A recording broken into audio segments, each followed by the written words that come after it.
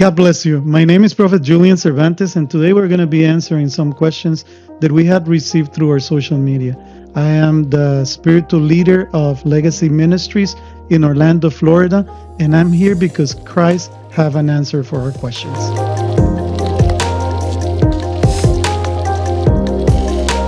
So we have one more question here that says, can a Christian use recreational marijuana?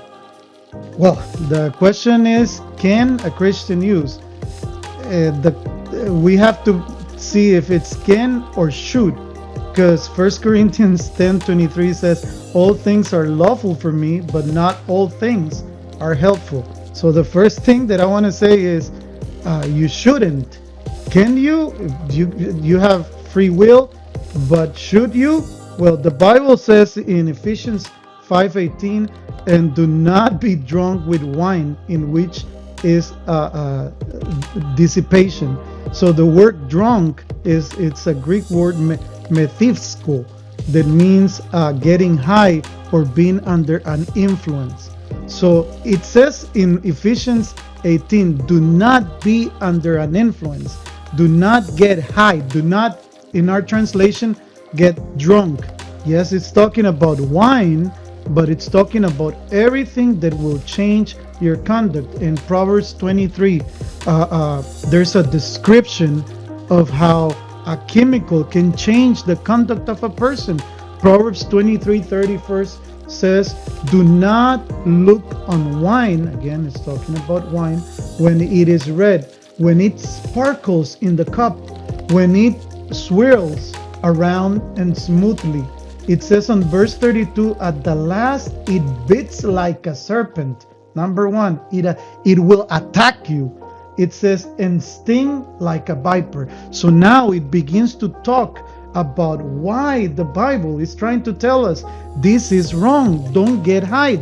Don't get under the influence of something. It says your eyes will see strange things and your heart will utter perverse things. Verse 34 says, and yes, you will be like one who lies down in the midst of the sea, like one who lies at the top of the mast, saying, they have struck me, but I was not hurt. They have beaten me, but I didn't feel it. When should I wake? Then I may seek another drink. So the last part, it tells you the reality of the goal of Satan for you to get things like marijuana, like cocaine, like wine in this case. That the enemy wants to make you go back and continue to do more of the things that are hurting your conduct.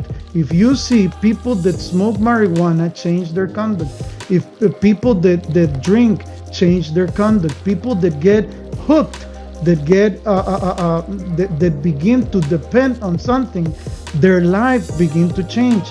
Everything related to addiction is caused by a demon, and that demon it's called sorcery. In Greek they used to call it pharmakos.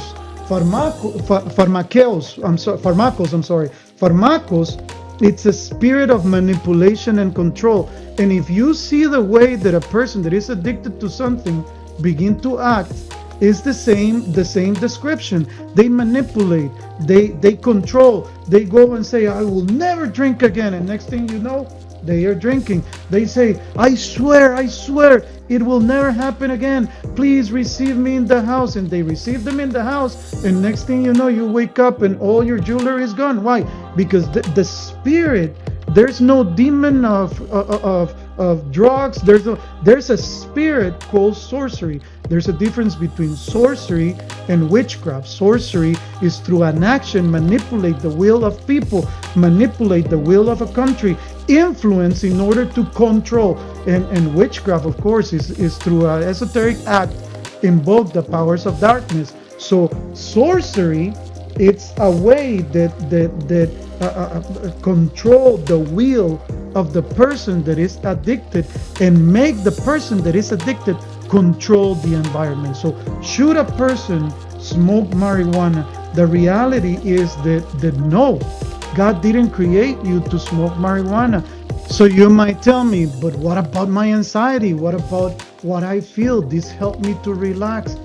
The Bible is clear where it says, cast all your anxieties in me, said Jesus, and I will take care of you. Trust in the Lord. Don't trust in drugs, marijuana.